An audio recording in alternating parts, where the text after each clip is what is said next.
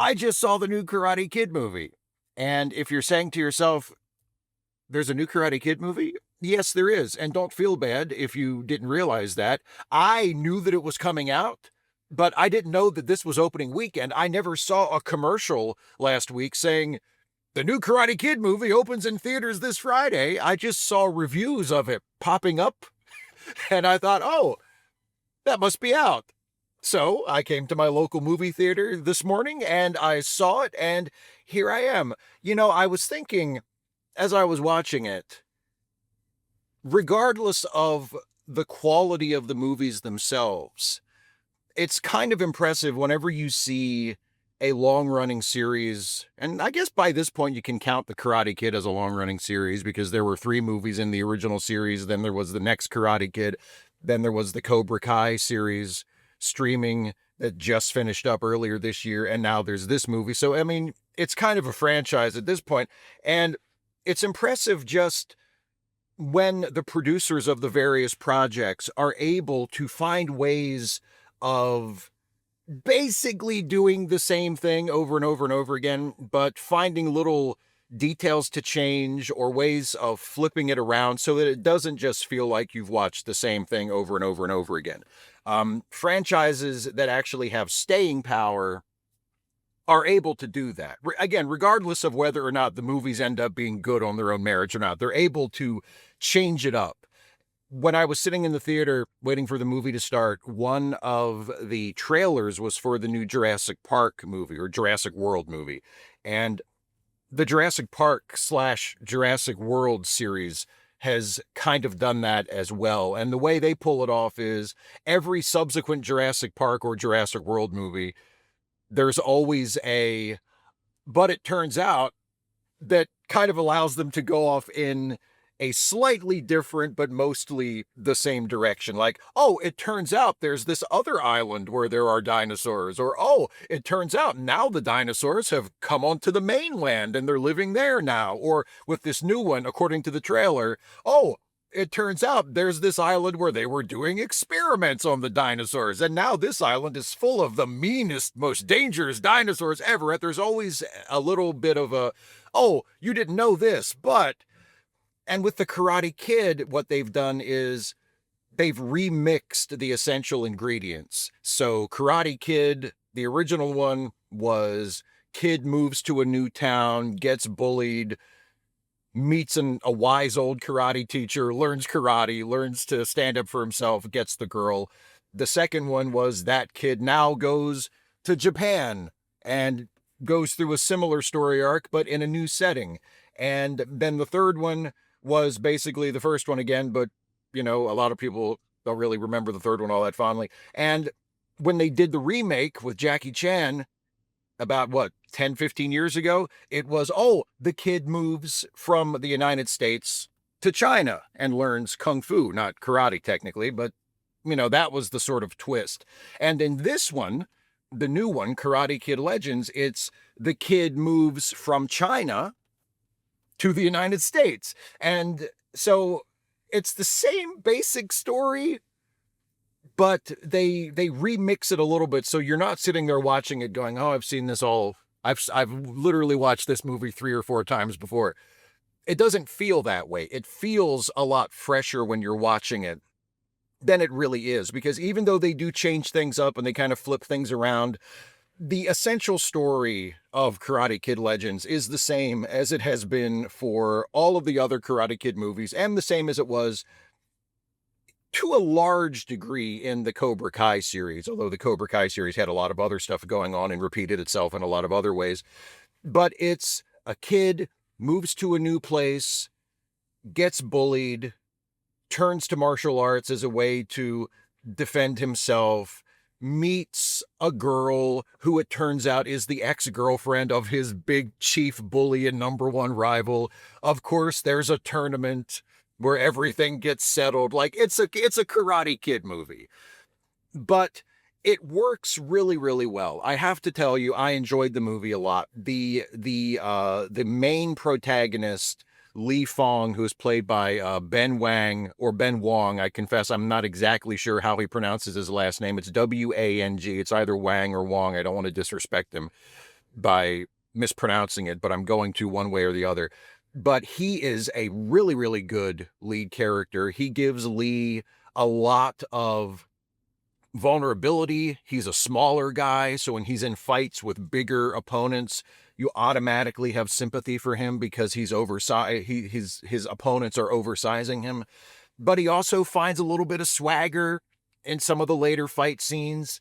And also he has really good comic timing. He's a really good punching bag and can do it in a way that both makes you feel sympathy for him, but also, gets a laugh when that's the intention. He's really, really good. The cast also, of course, you've seen from the previews, Jackie Chan is in it, reprising his character from the Karate Kid remake, Mr. Han, who is Li Fong's kung fu teacher in China, and then he and his mom moved to New York, and eventually, of course, Mr. Han finds his way to New York as well. Ralph Macchio is in it, reprising his role as Daniel from the older Karate Kid movies and Cobra Kai, and he kind of comes in as a co-teacher to Lee when it's time for him to enter his sort of training for the tournament phase. Joshua Jackson is in the movie as a really interesting, really likable character who also becomes a friend and mentor figure to Lee, but then Lee also kind of becomes a mentor figure to him, which is really interesting. I'm not going to spoil any specific plot stuff. I'm just going to tell you, if you've ever seen a Karate Kid movie before, nothing that happens in this one will really shock you. It doesn't color outside the lines in that way. It's a pretty standard, like I said, it's a Karate Kid movie. It's not perfect. It is a very likable movie. It's very watchable. It's just a hair under 2 hours, and it moves really nicely. It moves through several different phases. There's a build up to an earlier fight, and then there's kind of a come down from that, and then a build up back to the big fight at the end. I kind of like that little wrinkle that they put in the typical Karate Kid structure. I think that works really well. The way they incorporate Mr. Han sort of re-entering the picture and Daniel entering the picture as a character is handled very well. If there's a major area where this one falls short compared to previous Karate Kid movies, it's in the villains. There are a ton of protagonists in this movie. Karate Kid Legends is full of good guy characters, and they're all great. Right? Lee is great. His mom, played by Ming-Na Wen, is great, although she's not in it. Oh, that's another part of the formula. The young protagonist has a very close but very strained relationship with his mother. That's definitely here too.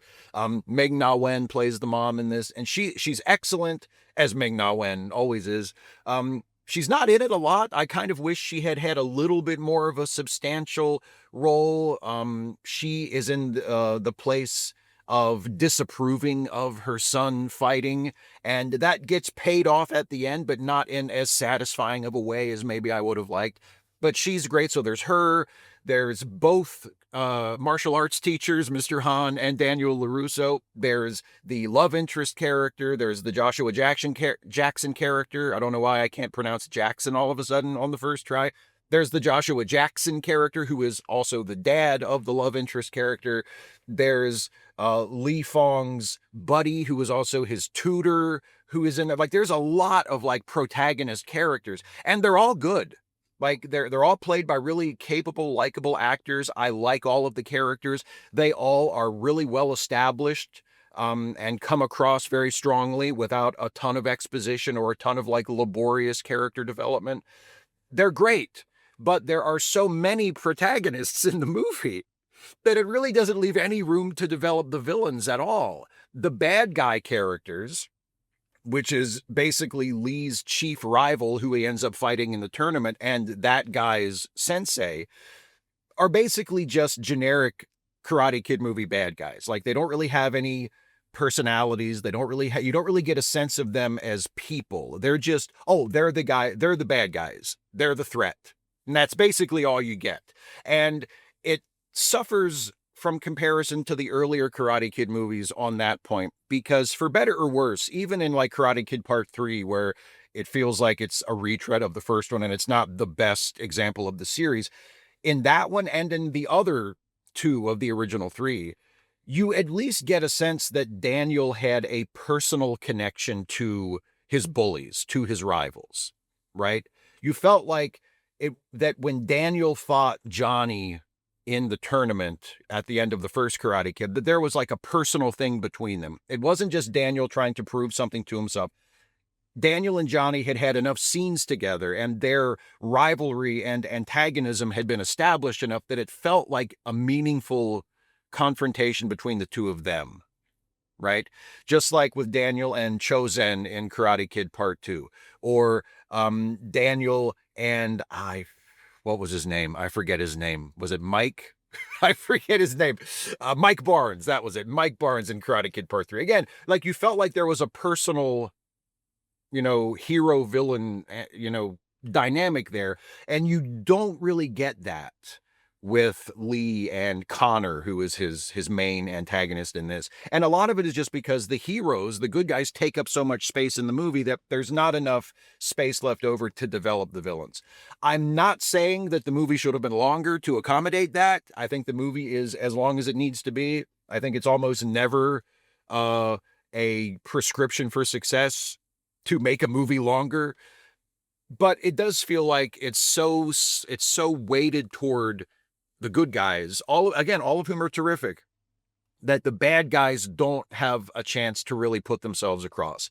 And so the movie suffers because of that. There's also some sort of fanciness with graphics on screen at certain points, not to the extent that it brings the movie down all that much in my estimation, but it gets a little fancy and it gets a little video gamey at times, and like having on-screen graphics show you what the score is in the fight, or showing you who the opponent's names are, or various other sort of forms of information that I guess they feel you might need.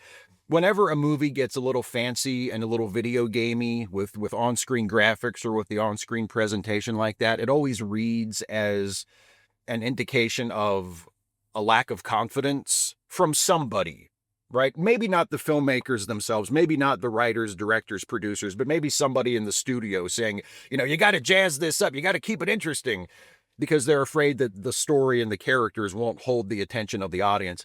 In this movie, none of that is necessary. I was invested in the characters. I was invested in the story, even though I knew pretty much where it was going. I didn't need, colorful graphics on the screen to show me like, oh, here's the fight, here's who's fighting, here's what the score is. I didn't need that. And thankfully, there's not a lot of that, but there's some of it, and I could have done without it completely. Now, when they get to the final big fight, there's none of it. The final big fight is shot pretty much straight on, in a more conventional, traditional way, and it works really well. The big climactic fight is good. There's a really, really great fight scene between Lee and a gang of guys in an alley earlier in the movie that is basically a Jackie Chan fight, just without Jackie Chan, and it works really well. The thing about Lee is he already knows Kung Fu. I mean, he's not like a master at it or anything. He's still a kid, but he's not starting from zero like Daniel was at the start of the first Karate Kid movie. He already knows a lot of stuff and he can fight. He's just not invincible. So there's this great fight scene where Lee is fighting multiple guys who are all bigger than he is, but he knows more Kung Fu than they do. And he's beating them and he's taking them out and he's winning the fight against these overwhelming odds, but he's doing it by the skin of his teeth. Like he's just barely hanging on while he's having this fight, and it's really effective and really well done. And there's also a boxing match at a little bit later point in the film that is really well done and tells a really good story, that I appreciated very much. So it works. It's not a masterpiece, Karate Kid Legends, but it works. There is a direct tie-in with Cobra Kai at some point, with the Cobra Kai streaming series at some point. I'm not going to go into details of what it is or when it happens because I don't want to spoil anything for anybody who hasn't seen the movie. I will say, judged within a vacuum, it works really well and it's a nice little piece of business, but I feel like this movie didn't need it. And this movie would have been fine without it. Because this movie, one of my favorite things about it is this movie is its own thing. Yes, Mr. Han is there from the Karate Kid remake. Yes, Daniel is there from the Karate Kid and Cobra Kai. But it's Lee's story. It's his own story. He has his own cross to bear, his own obstacles to overcome. You don't need, obviously, if you've seen the previous Karate Kid movies, you will appreciate things, you'll catch things, it'll give it a different context. But if you've never seen any Karate Kid movie, if you've never seen Cobra Kai, if you're just going into this completely cold, you can get invested in this movie. You can love this movie. You can love these characters because it's not the Karate Kid chapter 6, chapter 7, chapter 8, whatever chapter we're on. It's this movie and these characters. It's a standalone story with connections to other stuff, but you don't need to have done any homework to appreciate the movie. And I really, really, really appreciate that about it. So yeah, it's nothing earth-shattering. It's nothing that will change your life probably, but it just goes to show you that, and perhaps one of the reasons why these movies are continuing to be made, other than they're a recognizable IP at this point, and studios just want to keep pumping out stuff that the audience will be already familiar with. This basic story of the kid learning karate and fighting up and, finding his courage and his pride and overcoming his obstacles and overcoming, whatever he needs to come up against.